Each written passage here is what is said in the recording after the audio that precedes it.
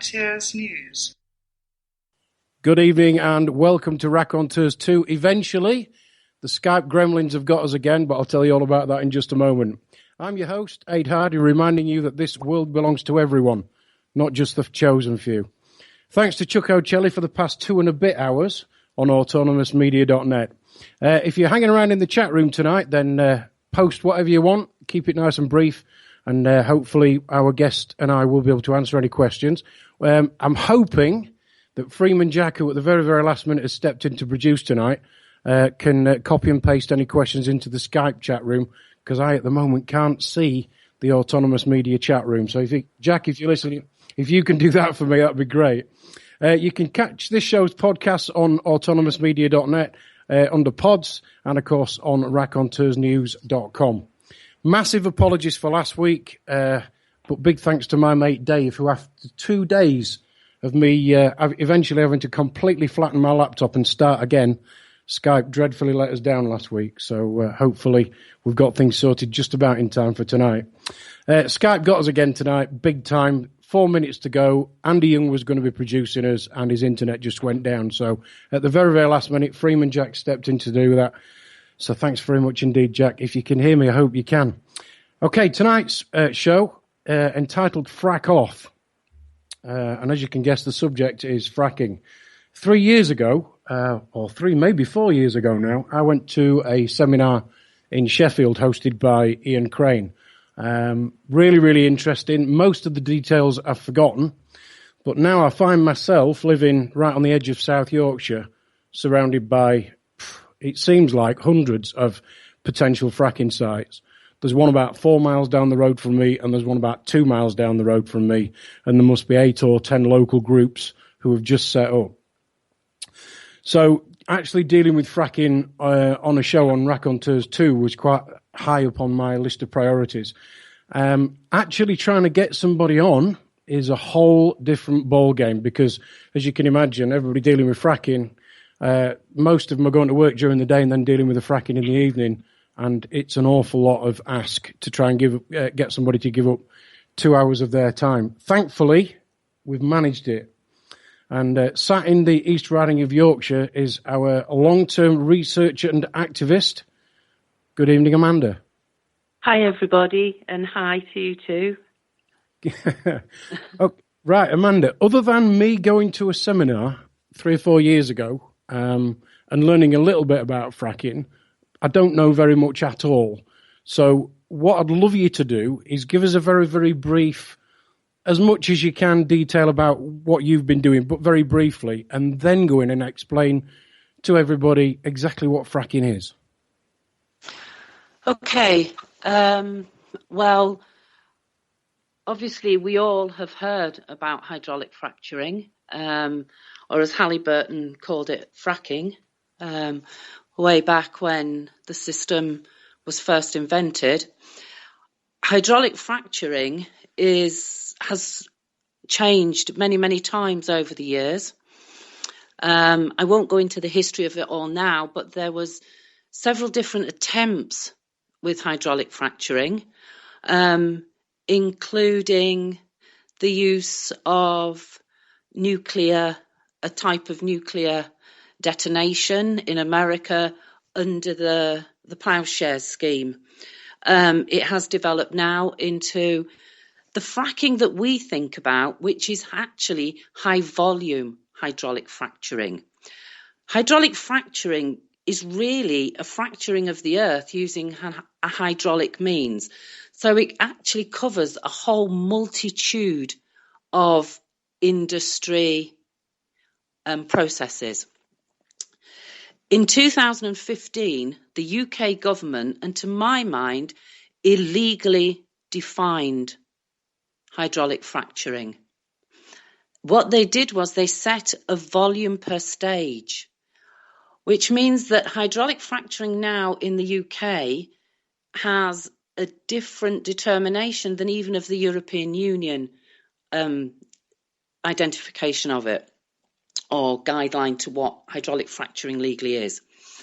So out here in the UK, what that means is that many of the wells that have previously been classed as having been hydraulically fractured whereby the vertical and the horizontal drill has been done, the pipes have been dropped, and then the liquid is pumped in, the chemical and the liquid water, the fluid is pumped in at high pressure.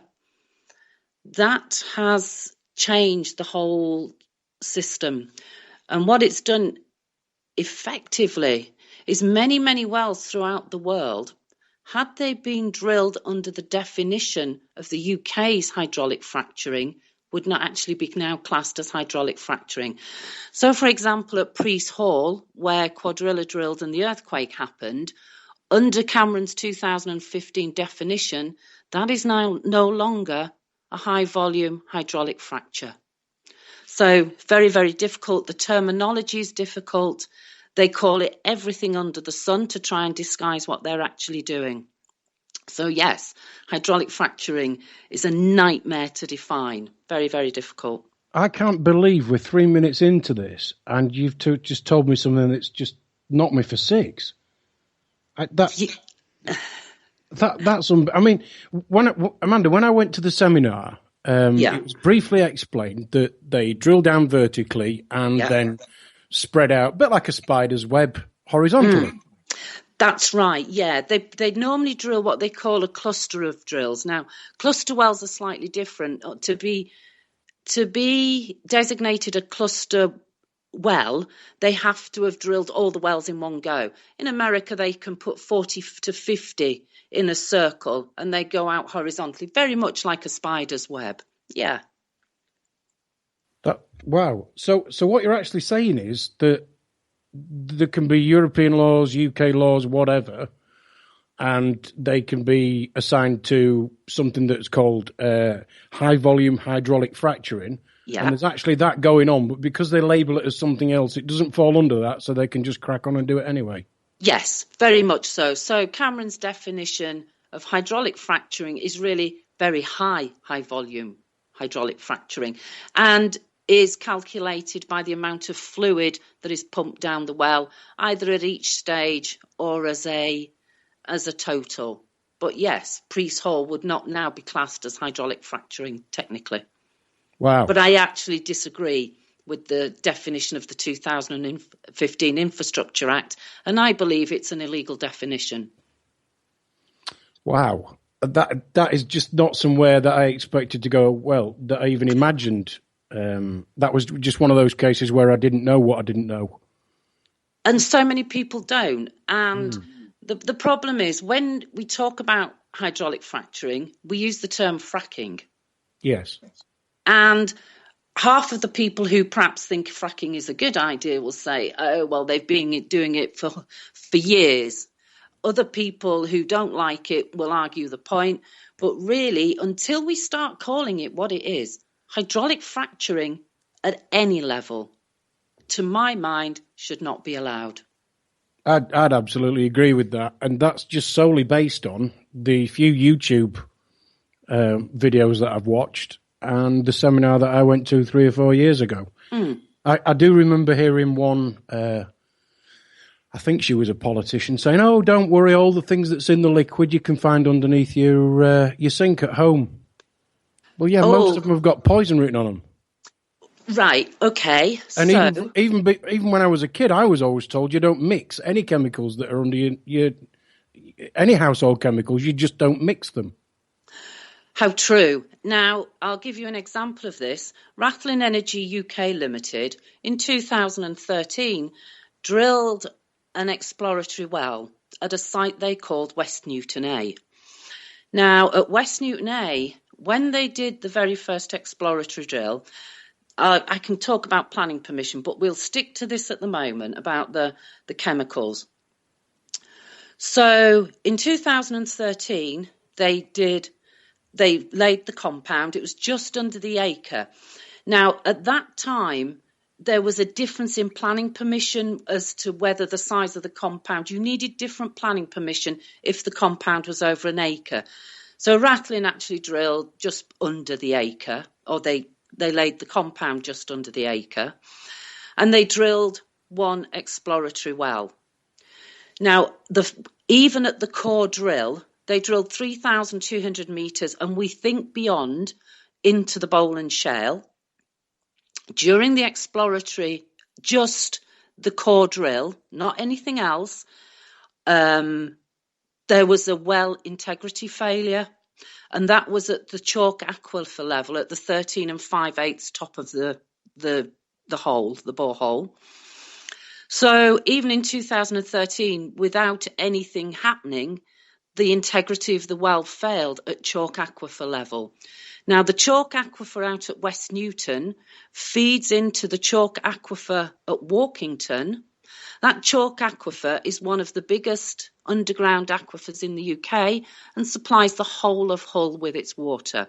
So bear in mind, they'd only undertaken the core drill and they'd already had a well integrity failure, which they had to re-cement. Now, during that re-cementing, Rathlin dismissed that as just a cement job.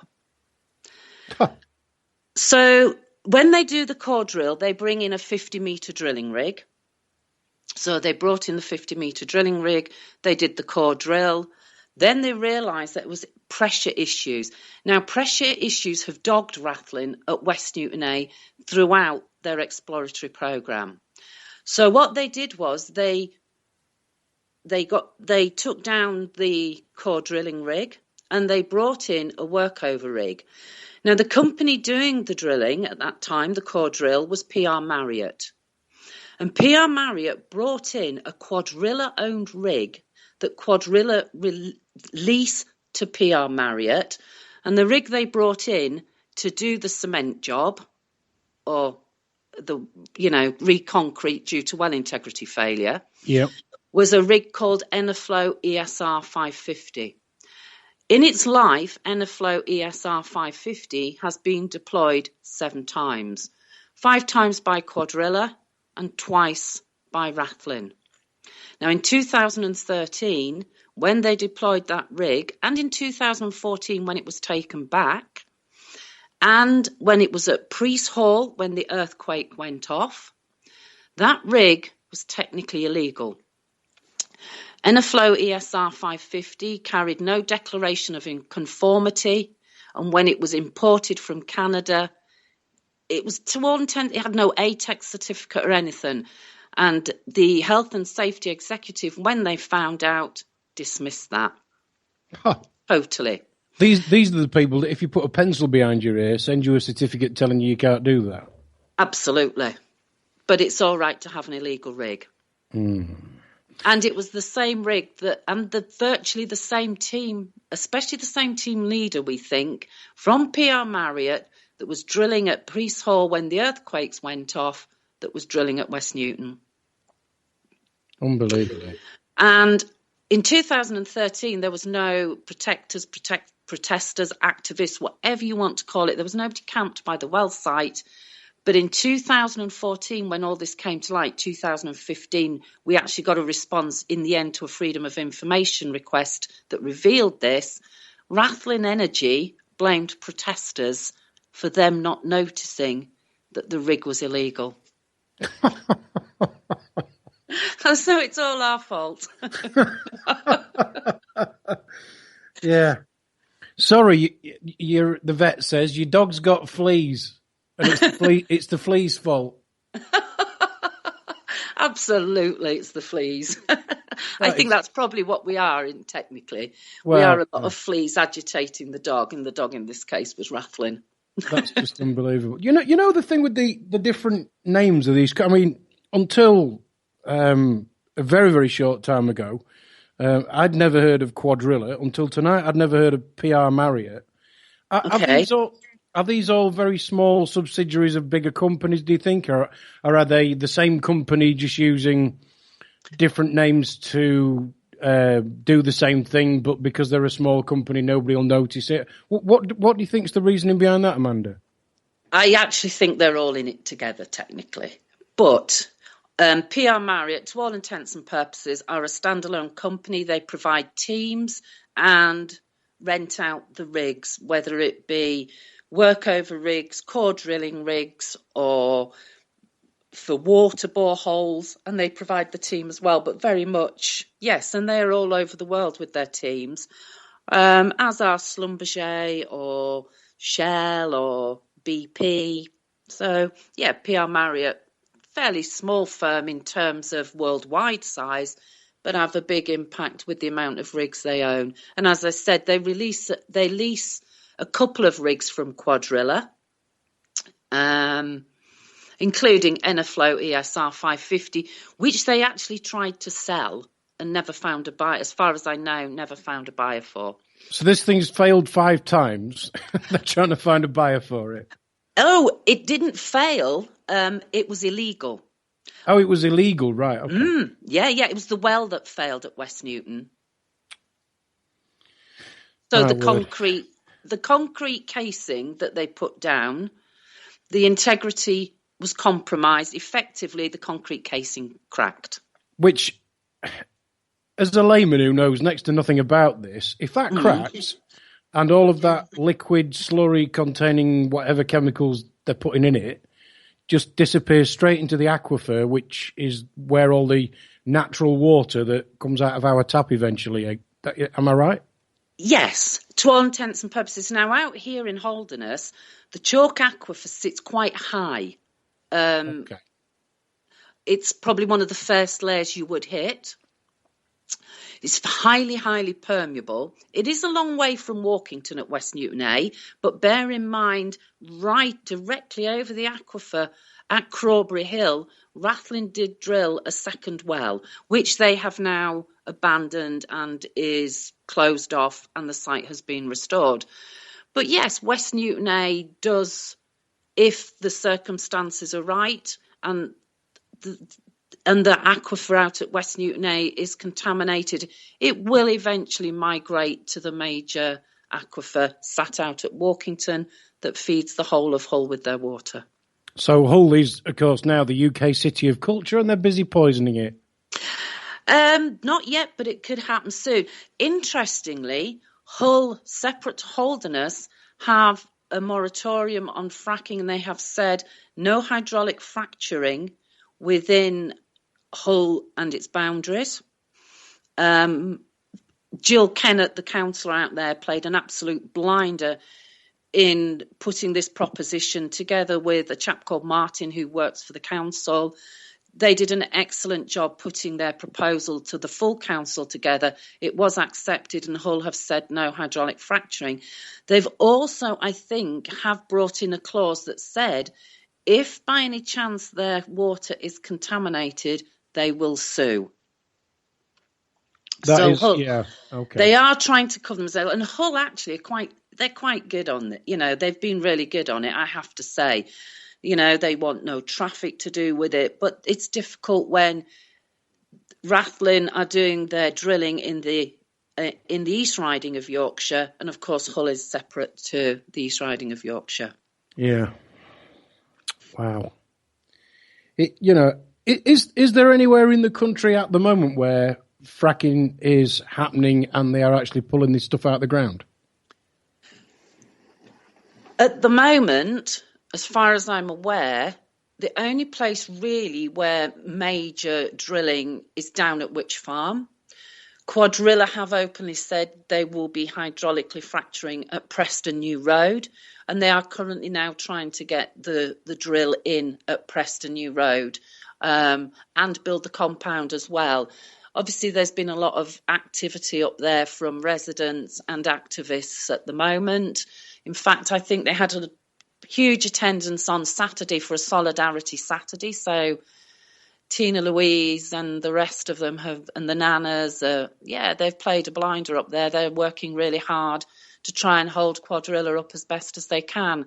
Of course, the council upon the filed, when they had the planning meeting, they said no to Quadrilla and no to hydraulic fracturing. But it did go to government, and initially Greg Clark, and then, of course, latterly Sajid, and he said yes. So that went through on appeal by Quadrilla at government level. So that could be the next place. The difficulty is that here in the East Riding of Yorkshire, Rathlin are probably further ahead than anybody in the process. But what people don't understand out here is it's not just about the hydraulic fracturing. Where Rathlin built the compound at West Newton A, they actually want at least another 10 compounds within a 2-mile radius of West Newton A. Each one of those compounds is capable of taking 40 wellheads. Oh, my God.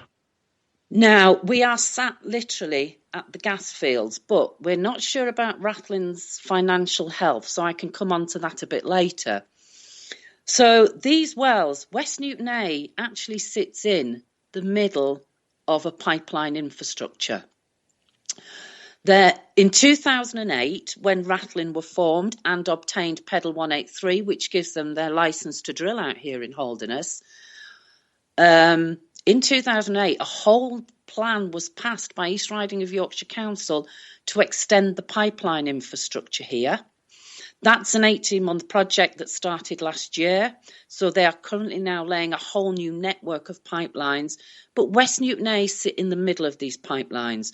These pipelines are capable of taking the gas that is extracted from West Newton directly to Easington for processing. And then all they have to do is put it back onto the grid. Now, Easington's not that far from West Newton, obviously, in terms of miles, it's not too far to drive. But even more importantly is the little village of Aldeburgh. Aldeburgh sits, as the crow flies, probably 3 miles from West Newton A. And Aldeburgh is a gas storage facility. It has 9 storage caverns, each one approximately twice the size of St Paul's Cathedral. And what happens is when they drill these caverns, it's very salty out here on the Holderness underground. Yeah. Because it was obviously salt marsh, it's reclaimed land, very, very salty. There's not many places that has this natural salty structure. And it's the salt that keeps the gas, so it's a preservative. If you like, it stops the gas escaping. So sat at Aldeburgh, we also have the gas storage caverns, which again can be pumped straight. The gas can go straight into the network for distribution. So we have everything. Easington and Dimlington is a huge processing plant. It was probably, I think, the first UK onshore processing plant to have gas piped into it directly for processing. At the time, it came from Norway, from the Langellid field, if I'm pronouncing that correctly, and at that time became the world's longest pipeline. That's now been exceeded by the Nord, and it comes down through the UK continental shelf where all the gas is off the North Sea, directly into Easington for processing, along now with other pipelines as well. So then, of course, it's either distributed directly or put into storage to hold for when demand says that gas needs to be put into distribution. I mean, I was born and brought up in Scunthorpe. For anybody who's wondering, there isn't one anymore because I now live in Sheffield. Yes. And when I was a kid, you know, I was always told that around Immingham there were these big gas holding caverns under Immingham, and it's okay then. So I suppose logically, if there was gas that could be fracked, you know, up that side of the country would be absolutely ideal because then they could just pump it straight in. And like you said, at Easington or down in Immingham, and actually process the stuff and then store it. Absolutely. And here we have everything. Absolutely everything ready to go. What you also have to remember is the North Sea, I'm sure I'm right in saying this, is one of the world's most active drilling sites. When I last checked, I don't know if it's changed, about 173 active rigs. But what you see with North Sea gas, they were huge deposits, huge gas deposits sat out there. Now, those same gas deposits stretch onshore underneath Holderness. Oh, So wow. we are actually sitting on massive gas deposits here. Now, it is between probably 10 and 100 times cheaper to drill onshore than it is to drill offshore. So now you've got, imagine this. So sat under Rathlin's Pedal 183, their license to drill, is the same equivalent gas supply, storage, however, the fields underneath the ground that is sat offshore. So it's huge issue out here. And I don't think people realise quite, when you're living out here, quite how scary this is, because we know the gas deposits are there. The licence to explore, extract and produce is here, and the infrastructure to process, store and distribute is also here. And at the flick of a switch, Rathlin are ready to go because they've done their mini test, their mini fall-off test, or mini frack, as Halliburton describe it. They're good to go. They've got permission for another 3 wells. So, yeah, it's hard living with this. I mean, I live, as I say, right on the very, very tip of northeast Derbyshire. Everybody in the village will always say they live in northeast Derbyshire, but we're incredibly close to Sheffield. And, of course, South Yorkshire and Nottinghamshire, the borders for each are probably a mile and a half from where I'm sitting right now. And virtually the whole of South Yorkshire is open for fracking. Absolutely. You've got CBM, coal bed methane, as well as potential for shale, because you actually sit South Derbyshire from Gainsborough in Nottinghamshire, right the way down. You sit on the Gainsborough Bowl. Right. I mean, as I remember, that has shale gas, you see, I think. Again, when I was a kid, when they taught you about the coal miners and how they used to go down the pit with a little canary. Yeah, yeah. The little canary keeled over and died, which meant there was gas down there. So get out, guys.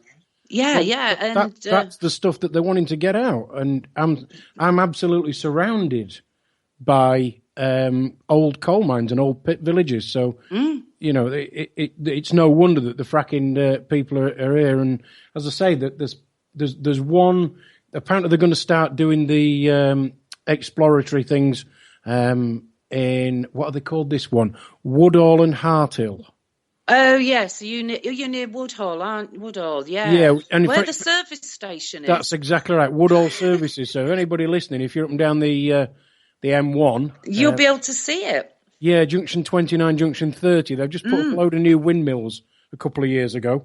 Yeah, they did. So one junction south of there.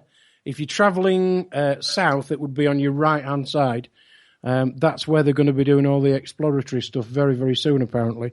And the other one that's very close to me, the nearest village, I guess, is Eckington. The nearest sort of hamlet would be called Marsh Lane. And I was speaking to a lady about 2 or 3 weeks ago, and they're literally doing it at the bottom of her garden. Yeah. I mean, literally the other side of her fence. It's heartbreaking. And the thing is that they do not take into account, although they did in the shale gas study, I have to say, but I will tell you that house prices do devalue, no matter what anybody says. Of course they do. We know from people that have tried to sell that currently live near West Newton A and also now will be West Newton B, that you cannot sell. If you do sell, your house is very much reduced. One lady who lived near the site lost around about 33%. Also, in the little village of Ellaby, which was included as the traffic route for Rathlin's traffic, and the volume of traffic is huge. I cannot even begin to describe to you, which I'll try. So somebody had their house on the market there for 2 years at Ellaby. They got a buyer, absolutely ecstatic. There was there was a full survey done. 3 faults were found. 2 were fine. It's just, that bit of guttering needs repairing, that type of thing for 2 of them. The third one was you live within 2 miles of the well site, they've been they've been drilling, they've drilled into the Bowland Shale, we are not going to give you a mortgage. So the buyer couldn't get a mortgage. And we know from somebody who sold at Martin that the banks refused a mortgage on her house as well. So this is really affecting people even before they've got an ounce of gas out the ground. Absolutely. The other issue is that your property is not insured. For damage from hydraulic fracturing or seismic testing, and I'll come on to the seismic testing in a minute, the damage is not covered under your house insurance. Now, the nearest that we got was Zurich Insurance have said they will not pay for damage from drilling or seismic testing, but what they will do is sue the company on your behalf. But I will tell you, they will tie you up in red tape for years and years and years. I actually had one of my customers. He's got what's the white finger? I know. You get that from working in places like Bird's Eye with frozen foods and things. That's right. Well, he had that, but the other thing as well, he'd got some other industrial injuries, and he's now been. I think the legal case has gone on now for 7 years. Originally, there were 120 people trying to make this claim, and it was completely legitimate. Each one had got their own individual case, but it was all brought under the same umbrella. Yeah. And now, after 7 years, there's only 57 of them left. Absolutely. Because they're dying. Yeah, and yeah. He said to me, he says, why do you think it's taking so long? I says, because they want you all to die, so they ain't got to pay you. You're absolutely right. Now, what happens is when I don't know if you know about a clause when you're given a petroleum exploration and development licence, and as Rathlin is out here, Pedal 183 covers the whole of Holderness, has been reduced slightly. They have what they call a drill or drop clause built into the pedal. Now, that drill or drop clause really sets out in writing what the company wants to do. So in Rathlin's case, they had to drill one well into the Bowland Shale, and they had to do 3D seismic testing. 3D and seismic testing is different. 2D is linear, 3D is in a grid. Now, we know from reports from people like Professor Smythe that the geology of the UK is particularly an unknown quantity. All we can think is that when Rathlin did their 3D seismic testing and 2D seismic testing in 2015, they hit a fault. Lots and lots of houses were damaged. At Burton Constable, which is obviously, it's a grade 1 listed building. The garden's there by Capability to Brown. Beautiful, beautiful building, beautiful gardens. They have like what they call a chalet park where people live all the year round. These chalets are not what you imagine to be. They're not little beach huts. They're beautiful, beautiful houses. I mean, some of them over a couple of 100,000. These people were sat and the windows blew out of their chalets. Oh, my God. This is due to the seismic testing. Now, various houses have been damaged. I went and visited one whereby a lovely 200-year-old house, 50 years ago, the extension had been put on the back. The seismic testing went off. They wouldn't stop the seismic testing despite this lady's protests. And when I went to look at her house, despite the fact that prior to the seismic testing there had been no movement, you could literally see daylight between where the extension was and the original footings of the original wall of the house. The cracks down the walls were unbelievable. Also, lots of people at Spraughtley were affected. A gentleman at Whiten was affected, whereby his bungalow bounced up and down and moved so much that they're saying his bungalow will have to be demolished and rebuilt on a different footprint. it was also things like his lake was affected. Now, that is currently, we're not talking about that because it's trying to go through legal at the moment, along with several other people. Rathlin have paid out. Some people have been paid out on a gagging clause. So they've been paid out on the proviso that they do not show their letter to anybody or do not talk about it. Other people have been promised visits and nobody's ever arrived. And other people have had visits, but then those visits have been lied about. So Montague Smith, Caroline Foster, who's the chief off-site engineer, and various others, Simon Taylor, have all turned up and then said, oh, we haven't been at all, really. So, yeah, that is currently going through court. I actually don't think that Rathlin will ever pay out. Financially, at the moment, we think Rathlin are on a very sticky wicket. We think they've got huge financial problems. Absolutely unbelievable. I mean, I don't think there's a word come out of your mouth so far, Amanda, that hasn't absolutely astounded me. When I sort of have seen the posters in people's windows down the road, and 4 or 5 miles away from me, I'm thinking, oh yeah, fracking, they drilled it. But everything that you've just told us is just blows me away. It's much, much more. I mean, even the seismic testing before they even drill a well is they're destroying people's properties. Absolutely. And this isn't just 1 or 2 or 3. We had a register of over 200 houses that were damaged, and the road as well, because obviously the vibrosis and things did, in the road that they use. So seismic testing itself is a nightmare. I mean, the catalogue of things that went wrong at West Newton A and the lies that have been told time after time after time. To be honest with you, it beggars belief. You lose all trust. Now, some people might dismiss some of these lies that Rathlin have come out with as well. That's not really important. But when you begin to add all these things up, okay, so it might not be in somebody else's backyard and they think, we do need gas because we're not transitioning quickly enough to alternatives.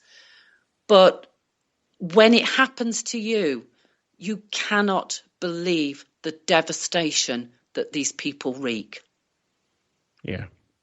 I mean, I believe that the technology that we're allowed to see at the moment is probably 50 years behind what's actually out there, and what they're actually interested in is making money. Yes, of course, because why else would you do it? The government, I think it was 2015, subsidised seismic testing to the tune of £20 million. That's just seismic testing. Say that again. The government subsidised seismic testing for gas exploration, gas and oil exploration onshore to the tune of 20 million. The subsidies for these people are massive. So gas and oil exploration gets huge, huge subsidies. Meanwhile, things like for solar panels, the feed-in tariff that people were getting has gone down and down and down. The subsidies for switching has gone down and down and down. And there is only one reason for this. The government is on a dash for gas. Yeah. The gas is not because we need it, because we get tons from Norway. It's not because of anything else other than money, for fiat currency. Well, the thing, yeah, yeah, they were. Well, we won't get started on fiat. Well, just before we move on, actually, no, I'm just going to do this bit first. As a colleague at work who I will actually see in the morning, a couple of years ago, he had solar panels put on his house, and he got the usual sales pitch. Why have you got your money sat in an ISA when earning no interest when it could be sat on your roof? And he was almost of the impression that whatever power he produced, he would use, and then the balance he would pay for on his normal bill. But he said what actually happens is everything he produces goes into the grid. Yeah. He has to buy it back at the full price, even though he's given pennies on the pound for it as it goes into the grid, even though it's his equipment that's produced it in the first place. Absolutely. And when they changed all this, I mean, my advice is if you can afford it, just go totally off grid. Yeah. Absolutely, just go off grid. Yeah. They won't like it. In America now, they tried to make it illegal for water and electricity and gas to be off, or electricity to be off grid. So, yeah, they're trying to plug every loophole. I think one of the big issues is the oil and gas industry is a dying industry. People like Tesla, Elon Musk's company, the leaps and bounds they are making with those solar tiles and walls and roofs, it's unbelievable. It's fantastic, you know, but they're just not interested in the UK. I did read that when photovoltaic first came out of America, they wanted to export it to Europe. They totally dismissed the UK because we're not interested and went into Germany first. So it's a huge issue. You hear it all the time, people complaining about wind turbines, about solar panels, you know, and I just say to these people, try having a drilling rig next to you. Yeah. I mean, the light pollution stretched over 2 miles, the noise is unbelievable. 24 hours a day, the noise is horrific. And the convoys of traffic. I know at West Newton we always laugh about this, but we say we hold the police record for the most number of policemen per activist. There was 3 activists down there and a dog. And just around the compound, without Ellaby and without the police at West Newton, they stationed a policeman or woman at every house drive, outside every drive in Ellaby, and the same as West Newton. Round the well site itself, there was 120 police. That was 40 policemen per activist. Well, all I've got to say is... And we didn't count the dog. Concerned people in beanie hats must be really, really frightening for policemen. Yeah, the tree huggers. Yeah, unbelievable. And that's the laughable thing, you know. As environmental activists, the last thing you are going to do is do anything that would damage that wellhead. Because the devastation would be catastrophic. Yeah. Why would you do that? Yeah, I can totally see that. The problem is, though, that you've got the police who are following orders, many of them. God, you know. Yeah, at West Newton we had a whole different, not a relationship. That would be the wrong word. I think there was a mutual respect where we did speak to them, we did liaise with them. They never came into camp, well, apart from when they raided us, of course. But, you know, they made it quite clear to us, those policemen with boots on the ground did not want to be there. I have seen a picture of the PLO when one of those convoys came in. He was nearly in tears watching, because you've no idea, these are tiny little country lanes. These lorries are huge. You imagine bringing a 50-metre drilling rig down.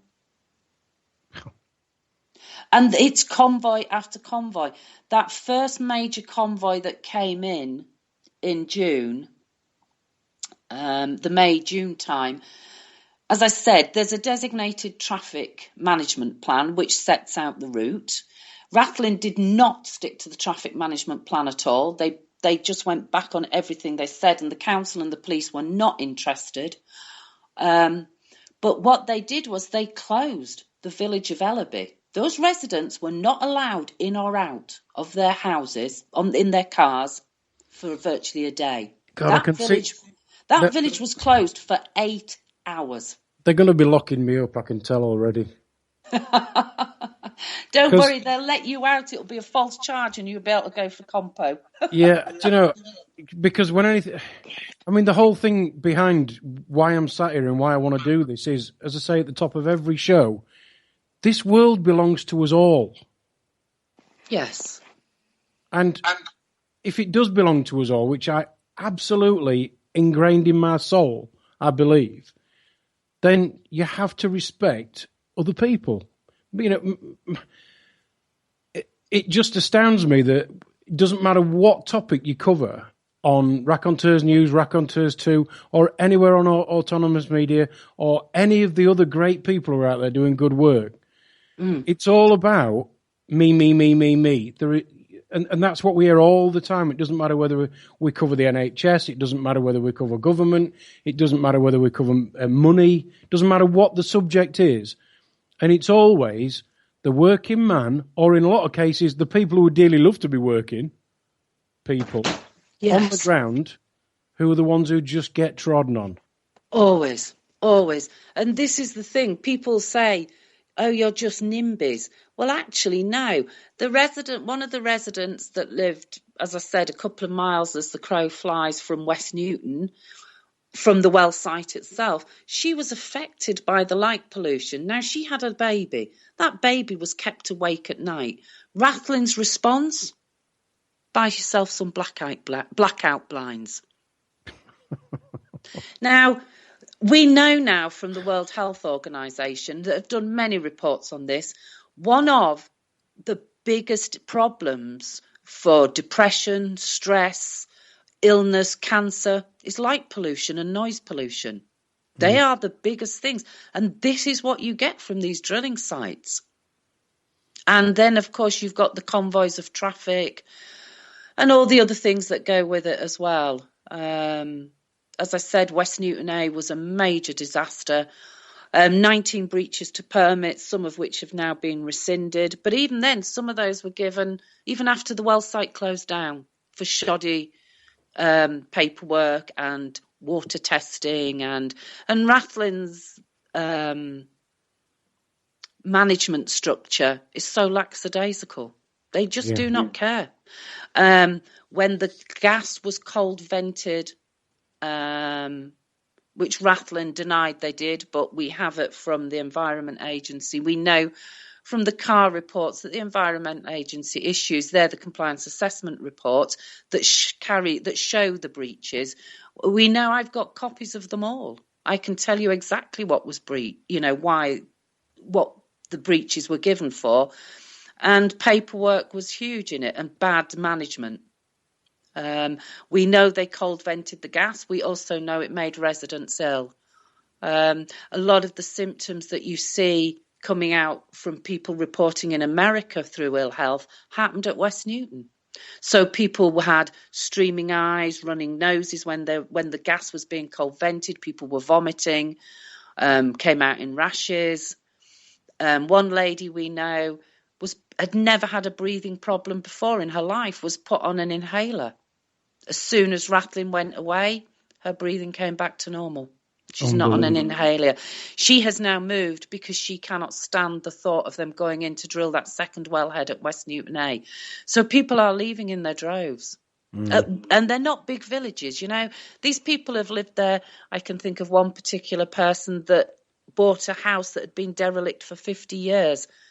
Beautiful. He renovated that himself. He's moved out. He hasn't sold his property. He stands to lose £250,000 on that house. Crazy. Amanda, I can't tell you. He's put his life into renovating this. And these are people's lives. These aren't some made-up person on the other side of the world. These are people in England that have been made ill from the cold venting of gas. Wow. Amanda, really powerful. We're right at the end of the first hour, although it was only about 50 minutes, thanks to the Skype demons. We're going to take a short break with some music, mainly as a comfort break for you and I. And I understand Freeman Jack's got a tune ready for us. Just one thing before we play that tune is that in the Autonomous Media chat room tonight, I can't see that. So if whatever's going on in the chat room, apologies, people, but we can't have that on tonight because of the internet issues that Andy Young, who was going to be producing tonight's show, that he's got. So anyway, apologies for that. Well, we're going to take a very short break, people, and this is the Battle of Yorkley Court. Fantastic.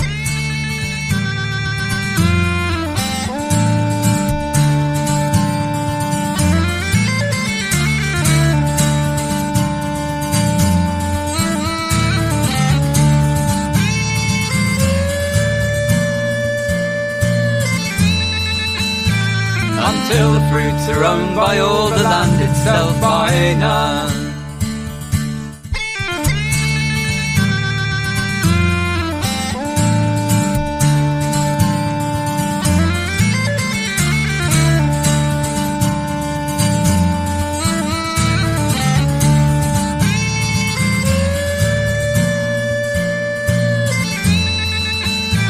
Until the fruits are owned by all, the land itself by none. At Yorkley Court of disused colliery, where root and branch had reclaimed industry, where free miners once dug the ground and Warren James the fences down, and the River Severn wound its way out to the sea. And there a band of dreamers did resolve to reawake Winstanley's dream of old. They built their homes from tin and wood and worked the wasteland best they could, and staked the claim on common good and no man's legal code. Until the fruits are owned by all, the land itself by none. And then the local magnate posed a hitch, owning lands as far as Severn Bridge, and his jag of polished chrome and tailored suit from Savile Row. With Yorkley Court he'd hope to grow his lordly acreage, with lawyer and with land agents in pay, and knowledge of which lords the case would sway. He'd built his wealth on forest land as half the Dean passed through his hands, moneyed friends at his command to help things go his way. Until the fruits are owned by all, the land itself by none. Despite the fact no legal claim was found to bring Yorkley under these men's bounds, the bailiffs came at break of day with hired goons kept in their pay. Yorkley folk resolved to stay, to stand and fight their ground. The hired men and troopers they were drove from off the farm and back onto the road. The dreamers then they blocked the gates with drugs to form a stalemate. So both sides resolved to wait to see what would unfold. Until the fruits are owned by all, the land itself by none.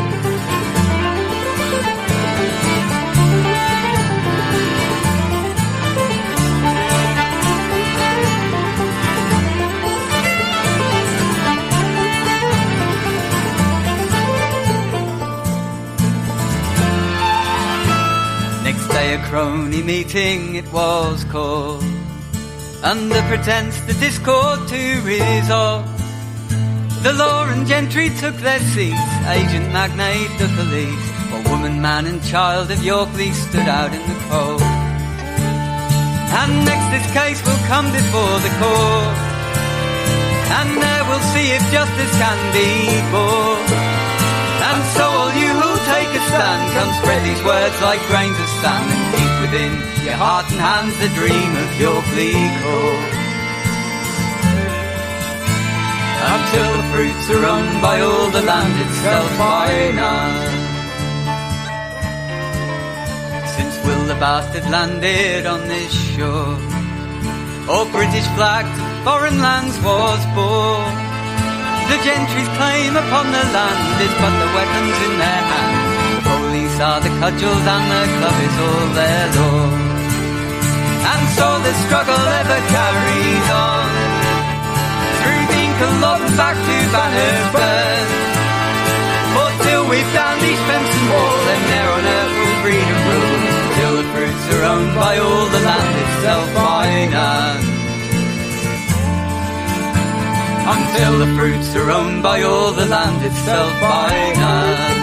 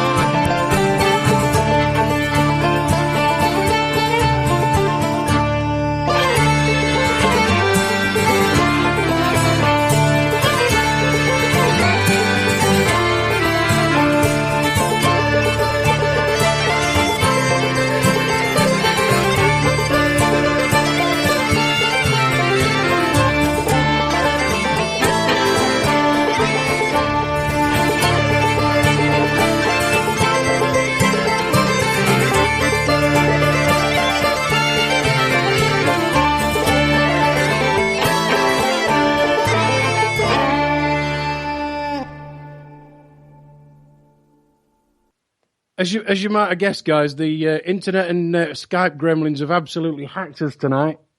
But you never get flack unless you're over the target. So if you didn't hear what we just said, because there was some music under us apparently, which I can't hear, tonight we're discussing fracking and the devastation that even though there hasn't been 1 ounce of gas pulled out of the ground in this country so far, the devastation that that's already causing.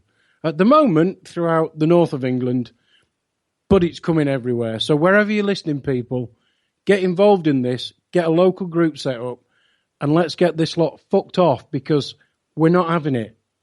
This country belongs to all of us. This world belongs to all of us, not just the chosen few. So get off your arse and do something about it. It's your world. Take control of it. So, Amanda, welcome back to Raconteurs 2. Thank you. If anybody heard that bit of a rant of mine twice, I apologise, but there was music under us for a start, apparently. But I do have to say a massive thank you to Freeman Jack for stepping in at the very last minute for the producing tonight's show, because Andy Young's had some serious internet trouble tonight. Okay, let's move on with the fracking. Amanda, one thing that's, well, a couple of things that have been brought to my attention. Yeah. I remember somewhere in the back of my mind that when I went to the Ian Crane seminar 3-4 years ago, he said that there were something like 120 different planning permission applications pending. But then overnight, they were all scrapped. And that's because the government had said, well, yeah, you can have blanket planning permission anywhere you like. Now, I may be simplifying that or misunderstanding it. Am I close? Am I backing up the wrong tree, or am I misinformed? Okay, several things happened with planning. There has been some changes. A company has to go through different stages. The first stage is you apply for your PEDAL or your Petroleum Exploration Drilling Licence. They're given out by DEC, which is a government department. The Department of Environment and Climate Change. How ironic. So you get your PEDAL. Now, in order to get a PEDAL licence, what I'll do is I'll try and put it in terms of what happened here so you can directly relate an active drill site to the planning process. So in 2008, Connaught Oil and Gas, who are a Canadian company, incorporated a firm, Rathlin Energy UK Limited. And the reason they incorporated that and registered it in the UK with Companies House is you cannot get a PEDAL unless you are a UK-based company. So that's why these companies are set up in the UK. So in 2008, January the 17th, Rathlin Energy UK Limited was incorporated. Later in January 2008, Connaught set up a second company, Sunderland Holdings. Now, Sunderland Holdings sit in Jersey. They are purely a holding company and they hold the finances. So Connaught Oil and Gas in Canada transfer the money to Sunderland Holdings in Jersey, and that money is held. In the longer now, 2008. So in the years that Rathlin have been as a company, they have never paid a penny in tax, and they are kept running at a permanent loss. So I think they now owe about 17 million, which is probably about the equivalent that's held in Jersey. Then on July the 1st, Rathlin Energy UK Limited was awarded Pedal 183, one of the largest pedals in the UK. And they were awarded that as a company with a lot of years' experience in the drilling fields. So really, for a company that had been incorporated 6 months before, my guess is not much experience really at all. So what they then did was they put in a planning application to East Riding of Yorkshire Council. I will tell you that planning application was a total debacle. Community consultations were held prior to the planning application going in, but the 8 houses that were directly affected at Marton and the 2 farmhouses didn't even know about the planning application. When they got the invitation to go to the open day about West Newton A, Rathlin held it in probably about as far away from Marton as they could get away with. The people of Ellaby who were affected by the traffic were not notified about this. So yes, parish councils didn't even know. And because Rathlin said they weren't fracking, they got away with so much. So their compound is under a hectare, so they got round that particular side of planning, and they also said they weren't hydraulically fracturing. I'll come on to what they did perhaps a bit later if I get time. So in 2013, nobody actually knew that this well was going in. So they drilled the well, they did the core drill, and then they suspended the well. But during that application with the council, you can oppose the planning application, but then you also need lots of other permits from the EA, from mining waste, all sorts of different permits. And yes, you do have to apply for them. And yes, as a resident, it is your right to challenge the planning application. And I would urge at that stage, as many people as can, get informed, write in and object. There's lots of grounds you can object on, but it takes a lot of courage for these councils to turn these applications down.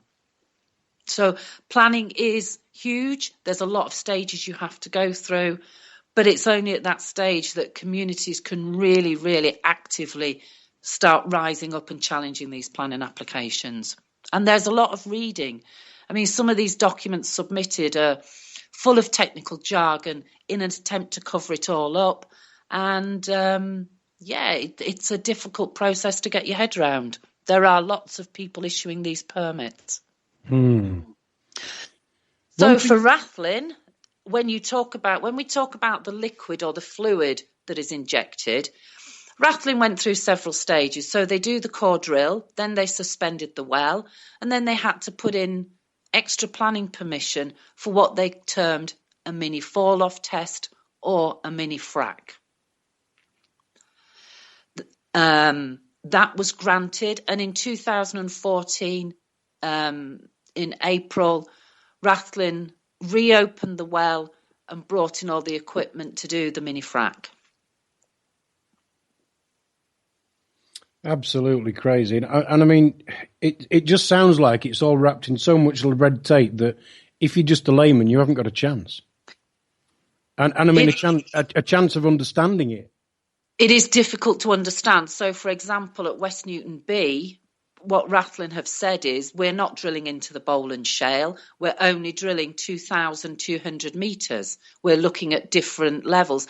And they are looking at 7 different targets at West Newton B, 7 different layers that they want to extract, that they're looking to test for the volume of gas in there and oil. So for West Newton B, Rathlin have said, but we're only going to drill approximately 2,200 metres. They only need to go, oops, we've slightly over-drilled by a couple of 100 metres. Guess what? They're into the Bowland Shale. And nobody will ever know, because Rathlin are self-reporting. So it's yet another self-reporting industry. Absolutely, it's self-reporting. So, for example, the water testing is carried out by Rathlin. The air monitoring is carried out by Rathlin. The Environment Agency and the HSE, the Health and Safety Executive, are reactive and not proactive. Because, how can you foresee that there's not enough pressure in the well to burn the waste gas off? It will be cold vented. The EA have not got a crystal ball. They will not know when something is going to happen. So how can they preempt it? Well, actually, they can't. You can't know what's going to happen. So you can't regulate for it and you can't monitor it. And to be fair to the EA, they do know this. They will not openly say this, but in private conversation with myself, they have said, we are powerless. Wow. So, Amanda, without being a scaremonger, what is the worst that can happen? Oh, what's the worst that could happen? Well, presumably huge contamination. The pollution, even just from the convoys of traffic, is not taken into consideration. So, for example, the chemicals that come in come from Aberdeen or Belgium or Schlumberger in Holland or wherever, from America even. None of this is taken into account when they look at the green credentials of shale gas extraction. So the governments will say, it's really clean, but it's not. It's very, very dirty. Now, amongst the chemicals they use, and this is one of the areas Rathlin got into trouble for, was the storage of chemicals. Yes, it's true that a lot of these chemicals are used in everyday things, but you're right when you say it's a big mixture. So I cannot tell you, there's lots and lots of chemicals were brought on site. All different ones. So many of them were passive things that you'll find in everyday, in everyday products. There's no doubt about it. But you get such a mixture, and they held them on a curtained, those lorries, those curtain-sided lorries. Just a curtain-sided lorry with barrels on it. Yeah, pretty much. Yeah. And I will tell you that a lot of the chemicals that were brought in were things like, so you get things like toxics, irritants, and also a mixture of chemicals that are only given the trade name. So you actually don't know what's in them because they don't have to say. So in and amongst all these chemicals, I'll try and think of some examples, and then I'll come on to the radioactive stuff. So, for example, you get things like engine oil being stored there, gear lube, highly inflammatory, quite highly inflammatory, toxic stuff. You get explosives as well, because obviously when they're perforating the well, they use what they call a perf gun or a perforating gun. So they have explosives down there as well. Detonators, non-electric for blasting. Detonators electric for blasting. They have explosive fluid, detonating cord. They have, a whole list of explosives: igniters, cartridge, power devices, slow charge burners, the tubing punch chargers. Then they have irritants with calcium chloride liquid, all sorts of things. So other than blowing us up, poisoning us, moving our houses so far they've got to be knocked down and rebuilt, this thing's perfectly safe. Absolutely it is. And also don't forget the radioactive stuff as well. So the two radioactive substances that were brought into West Newton on the back of lorries was the cesium-137 and the americium-241 beryllium. That's an americium oxide with beryllium metal in it, and that is radioactive. Cesium-137 was discovered during the war, but was never released until after the war when it was patented then. You do get some of it in radiology and x-rays and things like that, but they also get it used in dirty bombs. Oh, my God. And all this, of course, is being held on a site that has security on, obviously, but you have this whole mixture together. Now, Rathlin were held by the HSE for not storing the chemicals correctly. So, yeah, it's pretty worrying that, and not only that, we know, although it was covered up quite radically, that at the little village of Ellaby in 2013, I think there was 2 chemical spills that were totally covered up. And, of course, the infrastructure's destroyed as well. So the roads, for example, the roads are just trashed. And the taxpayer picks up the bill for all this, of course. Yeah. So one of the things that the Environment Agency found was the inventory of substances stored on the site actually breached the permits. The inventory did not have a date or a version number, and it also listed some chemicals that had been removed from the site but was still showing as being there. When they invented the Kosh store, it was not possible to inspect all the contents, as it was being used to store a large number of empty plastic bags contaminated with product residue, which were awaiting disposal. They were storing empty canisters in a bunded area. Bradtec, monoethylene glycol, methanol was stored on a drip tray. And these chemicals had not been included in the planning application. So the EA didn't even know they were going to use them. So basically you've got a whole gas industry that's busy lying through the back teeth. Yes. Just to get what they want, circumnavigating whatever rules there are. Yes. Yeah. But don't worry, all you nice protesting people. It's perfectly safe. Absolutely. And the thing is, I think the most hurtful and the most divisive thing is, there's no doubt in my mind that East Riding of Yorkshire Council are in it with Rathlin. Well, one thing I was going to move on to it in about 10 or 15 minutes. But just by what you've said there, Amanda, I want to move on to it now. Yeah. For anybody who's listening to this, and for me, one question I've got is, how do we stop this? But if you've got the people who supposedly represent you, the councils, yeah, if they are, for want of a better term, in on it, or actually want it to go ahead, or, you know, there's some reason why they're not going to actually listen to the people, they're just going to roll over and die as far as the gas companies are concerned. How do you stop this? And do you believe that every council's like that? Or are some of the councils actually wanting to stop it? I actually think I really can only comment on East Riding. But I do think there are a lot of good councils out there. Now, East Riding of Yorkshire Council is a Conservative-held council and has been for a number of years. I think one of the big issues is that the lies Rathlin tell, there's 2 sides to this.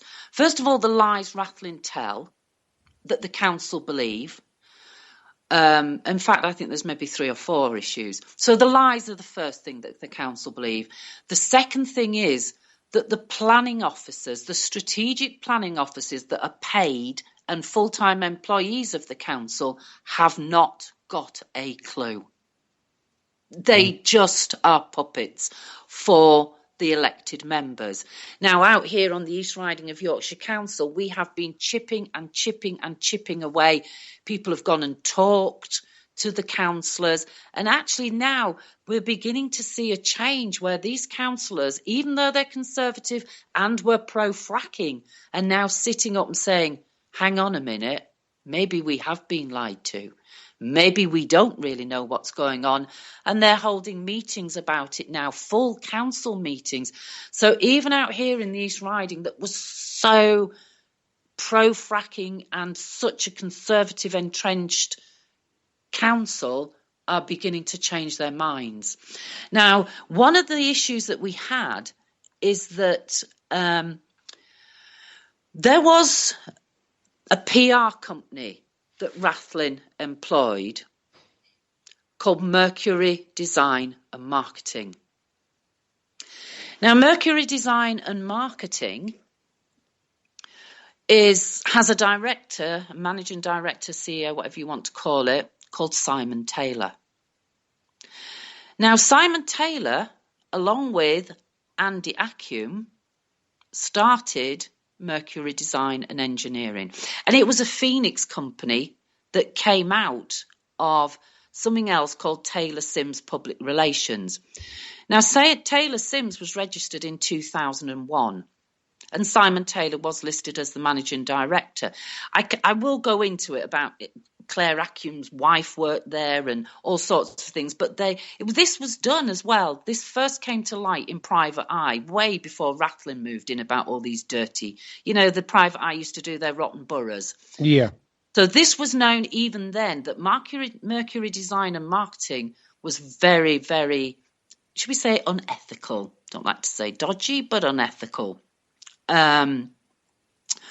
So things happened whereby Mercury got a contract from the council without going through the proper hoops, and it was all investigated.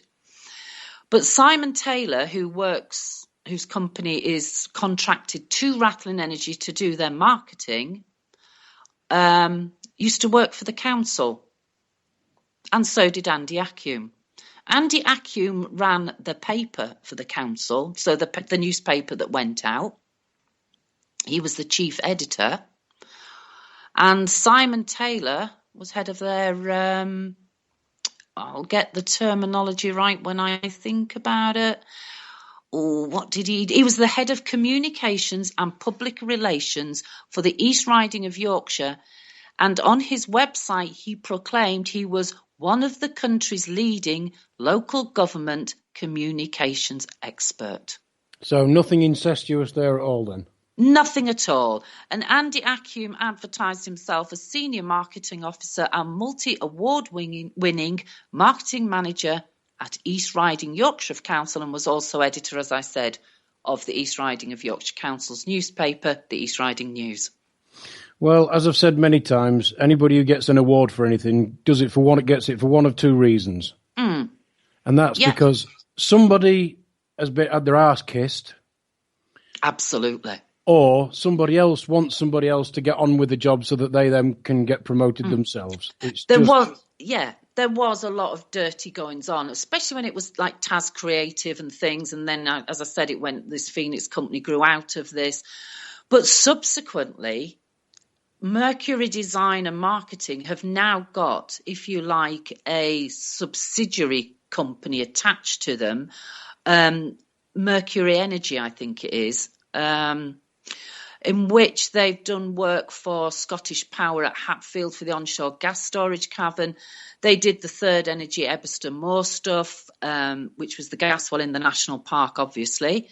They did the disaster that is the Third Energy Eberston Moor pipeline through the national park. They were involved in the publicity and the community work for Drax, for the extension for the biomass co-firing. They did the Eon Whitehall onshore gas storage caverns out here in Aldeburgh. They've worked for Gasco on the Langaled subsea pipeline for Statoil Hydro.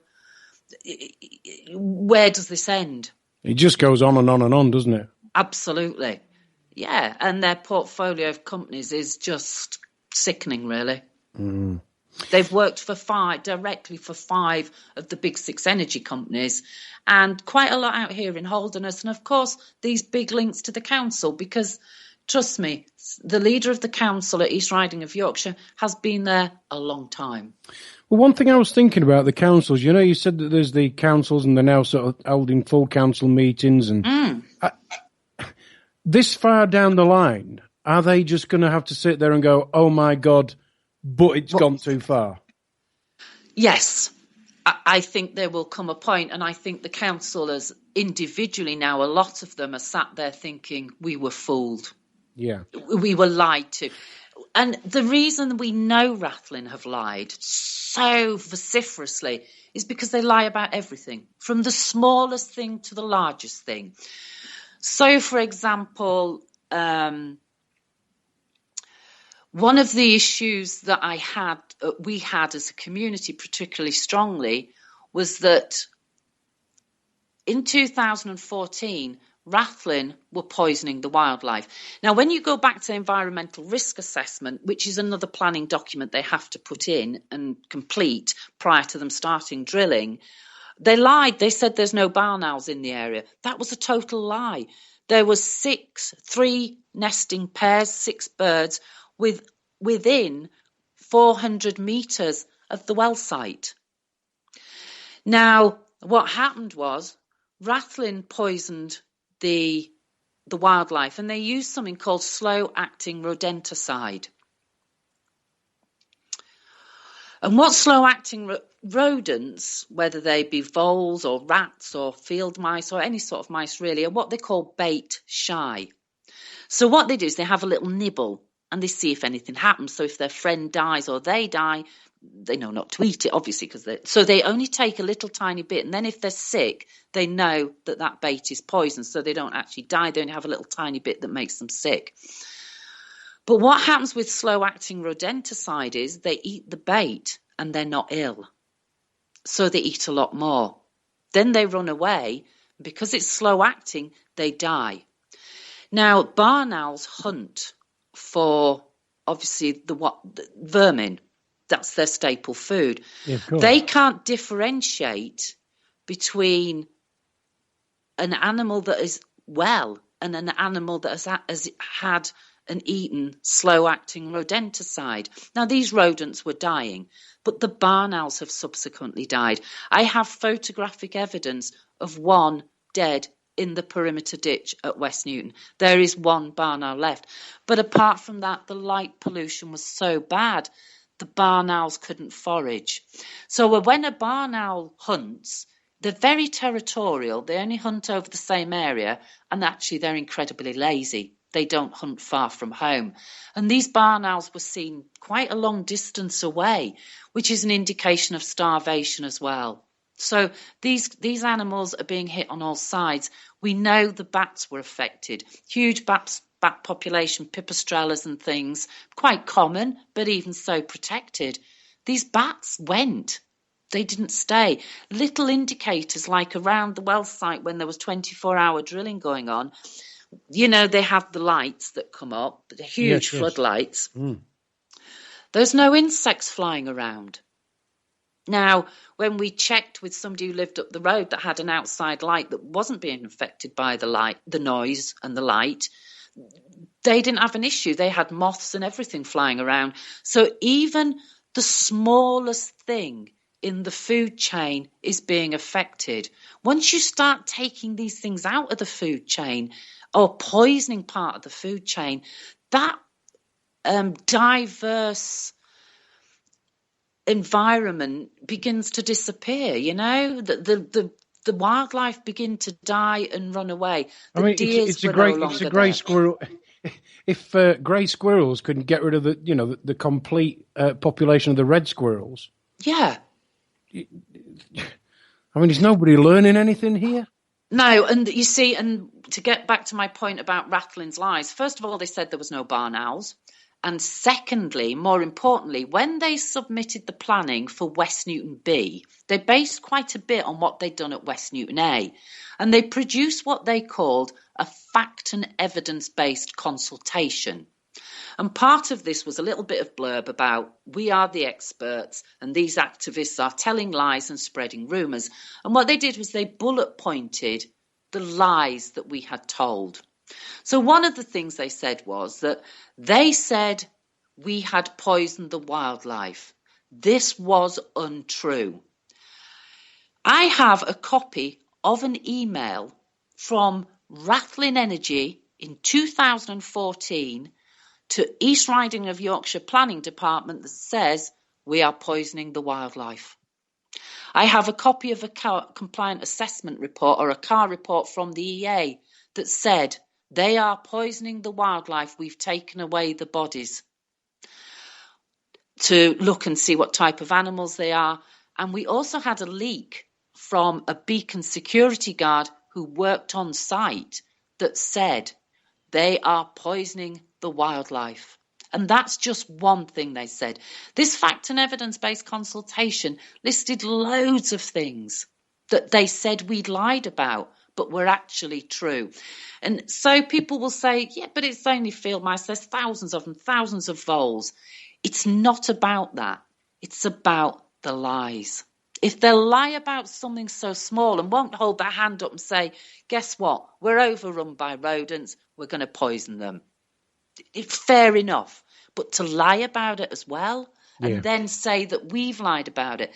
They said things like, I mean, there was a fire in the well when they were rough cutting it at the top of the well, again in that same chalk aquifer bit. And they said we'd lied about that as well, but we've got it on a freedom of information request. So all these things they've said we'd lied about, we can prove. And the one thing I used to say was when Rattling used to say, you're lying, you're lying, you're lying, why don't you take me to court? Let me have my day in court. Yes. And they won't. Yeah. Because I have the evidence. And of course, it's like anything else, printed on the front page in bright red, big photographs, and they tell all the lies.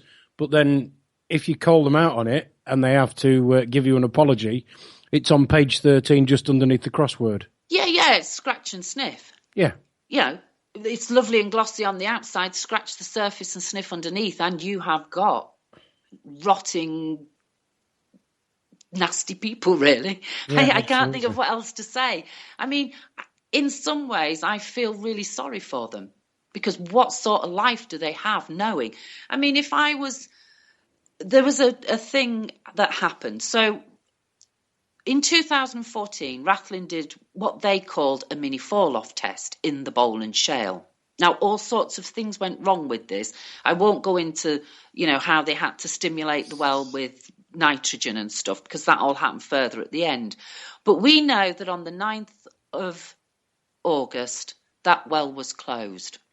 On the 4th of August, there is a video of Caroline Foster standing outside talking to activists and residents, and she admitted 5 times, which is on film, we are currently testing the Bowland Shale. 5 times she said, we are currently testing the Bowland Shale. And when we pointed out it was a mini frack, she said, if that's what you want to call it, yes. And the conversation ended. Subsequently, on the 9th of August, the well closed down. Sorry, the 9th? Yes, the 9th. On the 9th of August, the well was closed down. The blowout preventer unexpectedly closed. Now, the blowout preventer, do you remember the Deepwater Horizon incident? Yes, I do. Okay, the blowout preventer failed. That's what a blowout preventer was, a piece of kit designed to stop a well gushing. You know how you see them gushing?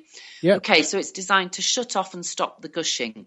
So we know in Deepwater Horizon, the explosion caused a problem with the blowout preventer shutting. That was why so much oil was spilt. So out here, they had a similar incident on the 9th of August, and the well was unexpectedly closed. So we know there was no damage. As far as we know, there was no damage. Rattling are admitting it. But subsequently to that, they have lied and said, we did not do a mini frack, or as they call it, a mini fall-off test. Now, how must Caroline Foster feel every morning getting up, knowing that she stood outside on the 4th of August saying, we are currently undertaking a mini frack, and yet has now sat with communities at community liaison meetings and said, we did not exercise our right to undertake the mini fall-off test. They've been on television stating this. So how must you feel knowing every day that you have lied about something quite so serious? Well, let's just put out an invitation to her. She's welcome to come on Raconteurs 2 or I would think any of the hosts on Autonomous Media would love to get her on. So if any of the people that Amanda's mentioned tonight are listening, I'll get hold of this, and no doubt you will. If you want to come on and have your say. Absolutely. Because my question is, okay, so maybe she made a mistake. Maybe she didn't do the mini frack. Maybe that wasn't done. So my question to Caroline is, are you so grossly incompetent you do not know what is happening on your own well site, or did you lie? Well, if she wants to answer that, she can send me an email at 8@Raconteurs News. Good luck with that. I've tried as well. They also said we edited the film, which is a total lie. We didn't. We have that as well. So it's all there. So, yeah, it's these little things, you know. And to be fair, when you're investigating and researching all this, you do think like you're going mad. You do feel as though you're going totally insane because you find this information and then they call you a liar and say, but that didn't really happen. You think, but hang on a minute, I've got it here in black and white. Am I missing something?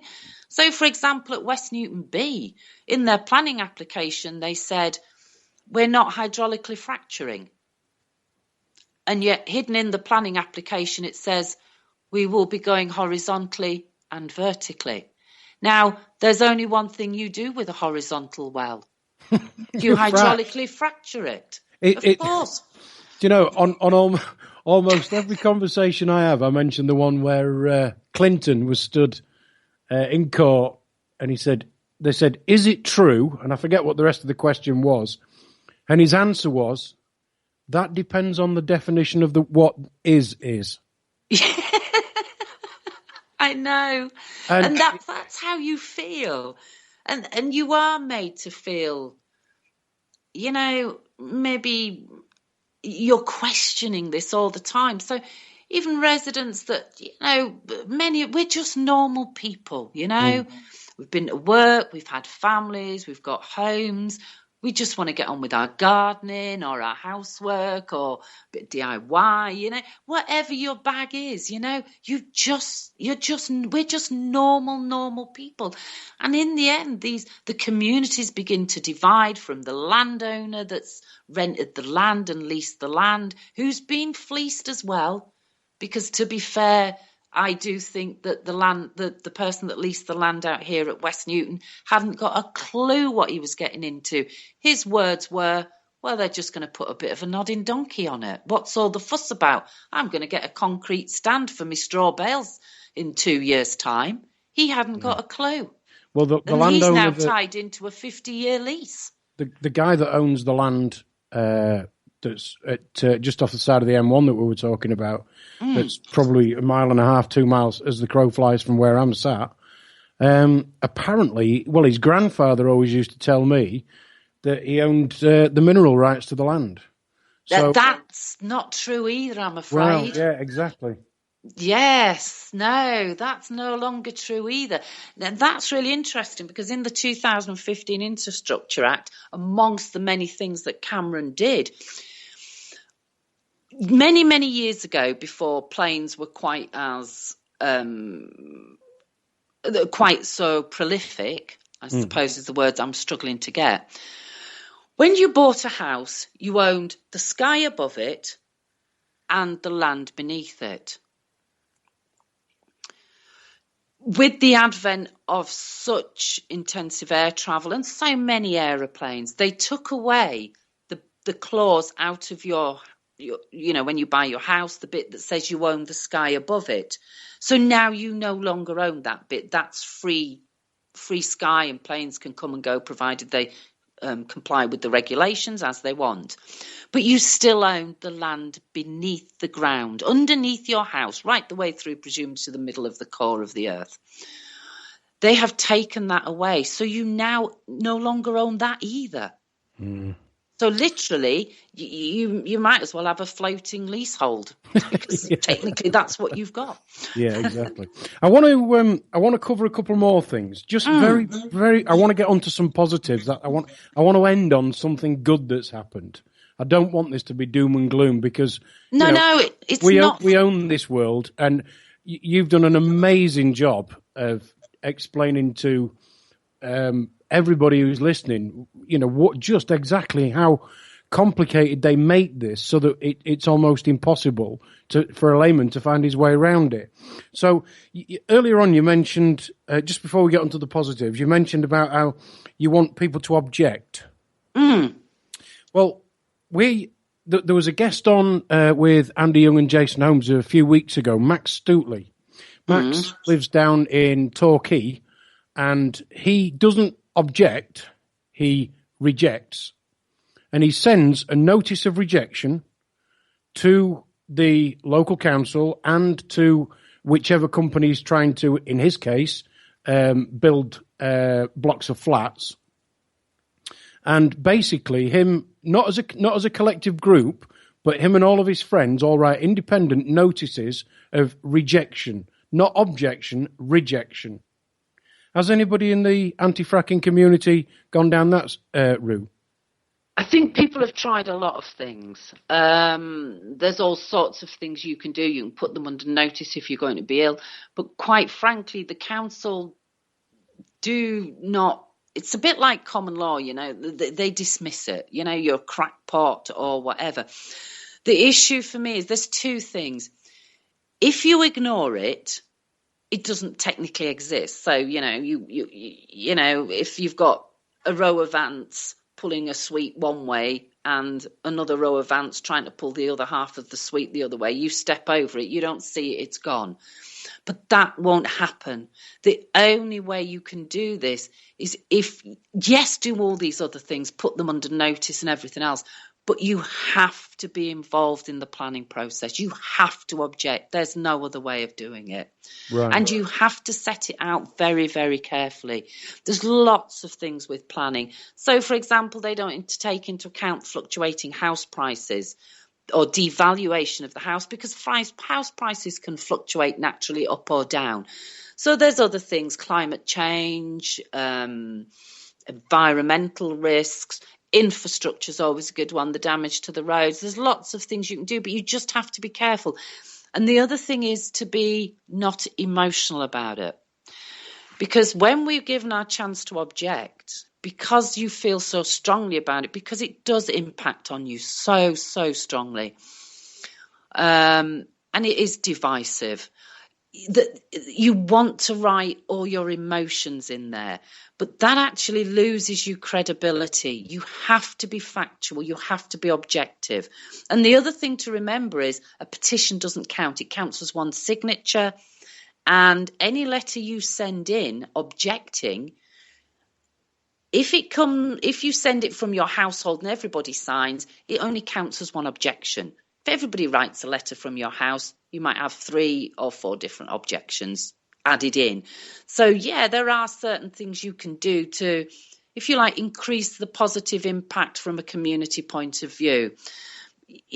So what you're really saying is, by all means, join groups, but individually, and it has to be not per house, per individual, person, yeah. per individual. Yeah. Write Definitely. your objection, write your rejection, however you want to go about it. But the one thing I guess that we're both saying is, get off your arse, people, and do something.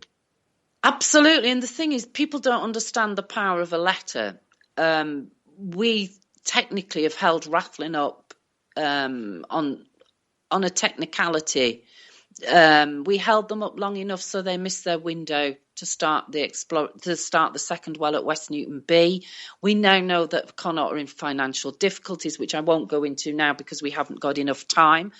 But it looks as though maybe in some small way we might have beaten rattling out here. We're not sure. We're not counting our chickens. We are ready if they start work again. But yeah, there are things you can do to hold them up. The more you hold them up, the more it costs them. There's one thing for sure. They're not going to send you a gold medal and a certificate telling you that you've won. Absolutely not. They'll either do it or they won't. Yeah. So come on, let's have some positives then, Amanda. What have you actually done? What have you achieved? Oh, well, I think we've raised a lot of awareness. A lot of people that weren't involved perhaps and didn't know about it do understand. Communities have come together. But also, when we held them up in September, we knew that they were scheduled to start work in September. We held them up on a technicality over the archaeology, which then turned into something else. And the permission that they needed to start the archaeology, the WSI, the Work Scheme of Investigation for the Archaeology, was actually stopped. So when we know they were due to start work in September, they didn't get their opportunity. They still haven't started work. And it looks as though we held them up long enough that now Connaught are in such financial difficulties, it could be that they aren't going to start work. We don't know, but we're just hoping we've done enough on all these fronts to stop them, really.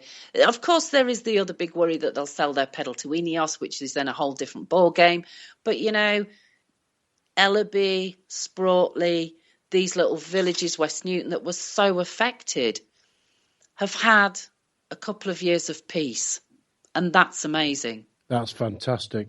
I mean, you said one thing about keeping your emotions out of it. And I think that is probably the most powerful thing that I've heard tonight.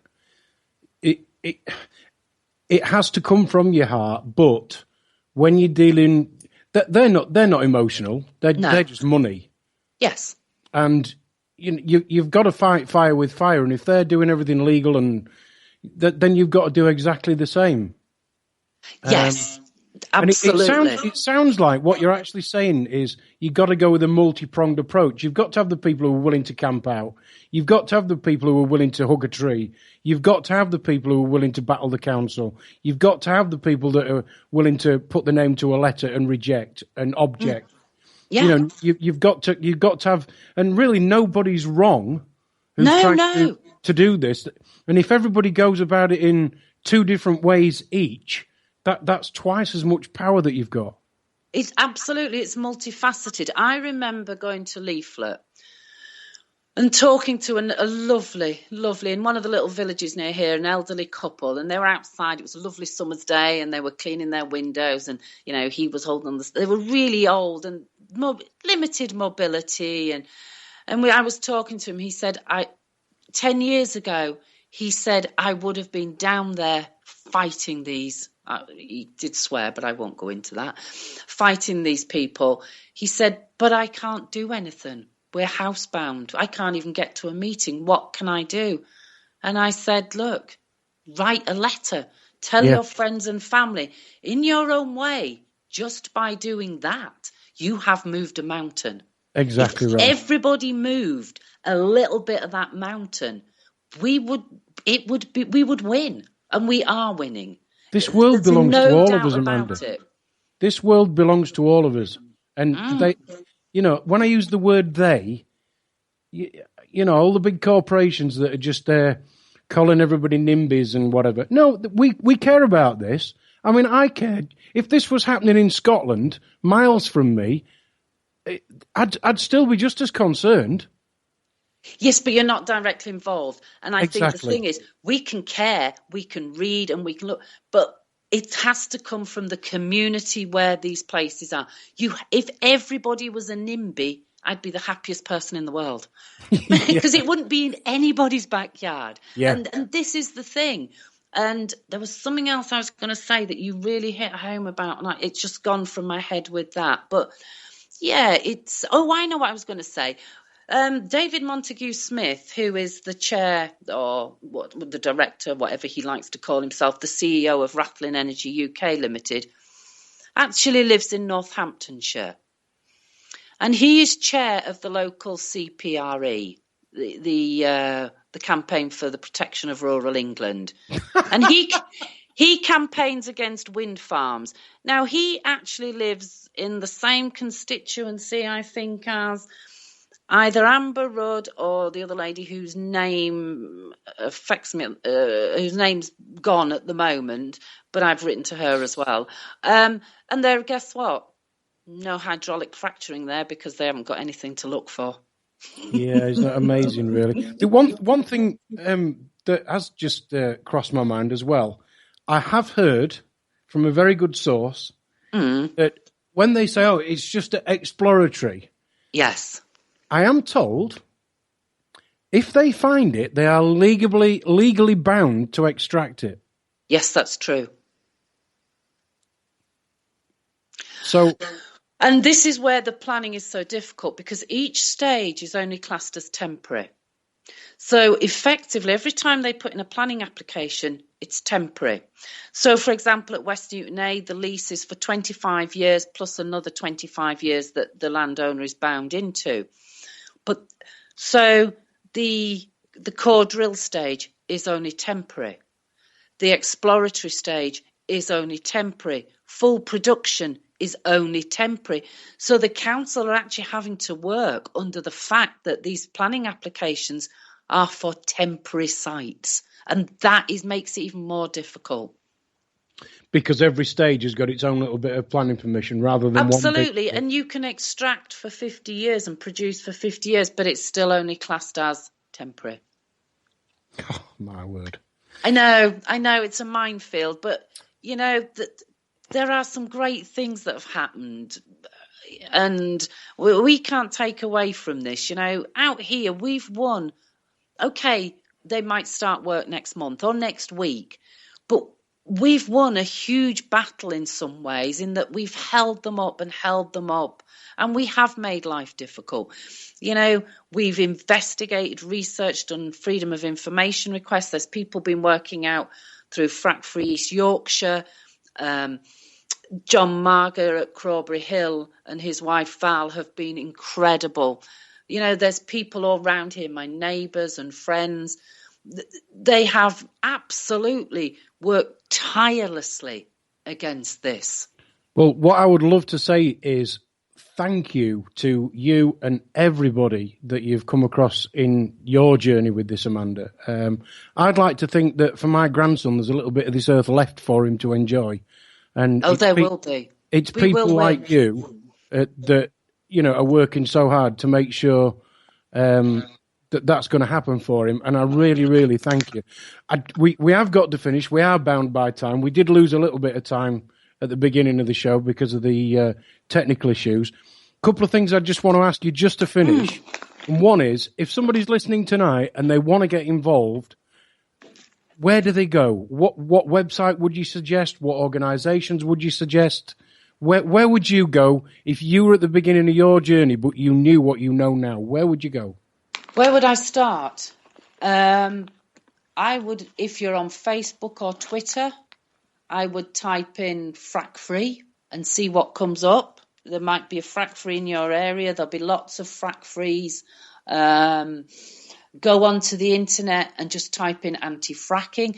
But more than that, go and investigate hydraulic fracturing. Start by learning about the process. Look at what's happening in other parts of the world. Look at DAPL, the Dakota Access Pipeline. Look at the Keystone XL pipeline. Look at the tar sands in Canada. Look at Australia. You know, go and have a look at the Frackman sites in Australia. He's brilliant. Dane Pratsky, you know, some amazing people throughout the world have some amazing stories to tell. And they did do a film, Josh Fox, who directed Gaslands 1 and 2. He made an incredible film called The Frackman. Highly, highly recommend. If people can get to see it, have a look, because the Frackman is not like Gaslands. It's very much around Dane and his life and how he was impacted. And if you think we have it bad out here with what we're expecting to come, we have nothing like they had out there. Amanda, you've been amazing. Thank you. It's been Seriously, such a pleasure to talk to you. You have been amazing, and I'd absolutely love to get an update from you or any more information that you've got. One thing that I want to say is, other than thank you, more power to your elbow and everybody who's out there battling these bastards, because this is our world, not yours. It belongs to everybody. So people, if you're listening, let's take hold of the reins and let's do something about it. Amanda, I want to give you almost the last word. If you could sum anything up, or you'd got one sentence you could say, what would it be?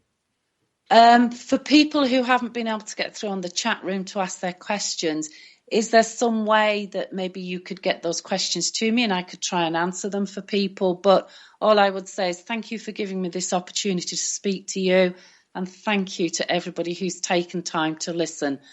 You know, without people listening or people to talk to, we couldn't get this message out. Absolutely. We're all in this together, and it's about time we took hold. Amanda, thank you very, very much indeed. If you just hang on the call just while I finish the show, that'd be amazing. Yes, I will. Thank you. Okay, next week on Raconteurs 2, we're going to be airing the programme that we tried to air last week, but couldn't because of the technical reasons. And we'll be discussing money, or more so, we'll be debating money. That should be either a train crash or a fantastic show. Straight after the show tonight, we've got Happy Hour Extra with Not Dr. Tamara and Tina. 5 till 7 tomorrow night on autonomousmedia.net, we've got Chuck O'Celli. And then 8 till 10, we've got Andy Young and Jason Holmes with Raconteurs News. And then straight after that, 10 till 11, we've got Happy Hour with Not Dr. Tamara and Tina. You can catch tonight's show again on the podcast on autonomousmedia.net, or, of course, on raconteursnews.com. If you want to send me an email, you want to get in touch, you've got something you want to talk about, you've got something you want to shout about, you've got something you want to argue about, it's ade@raconteursnews.com. I'd like to thank especially Freeman Jack tonight for stepping in at the very, very, very last minute when Andy Young's internet went down. He was supposed to be producing tonight's show. But most of all, thanks to my wonderful guest tonight, Amanda, and of course, thanks to everybody that's listening live or on the podcast. Apologies for not being able to have the chat room up tonight, but you know, these technical issues happen. I'll see you next Monday night on 7 to 9 when we'll be just discussing money on Raconteurs 2, and hopefully you'll be listening live. Thanks to everybody at autonomousmedia.net, and we're going to be playing out tonight, hopefully Freeman Jack's listening, with, just trying to read it here, Ursula Rucker, Ring the Alarm. Thank you and good night. Ring the alarm, the poor and black and dying. Whoa, hey, ring the alarm, the flood waters done rising. Whoa.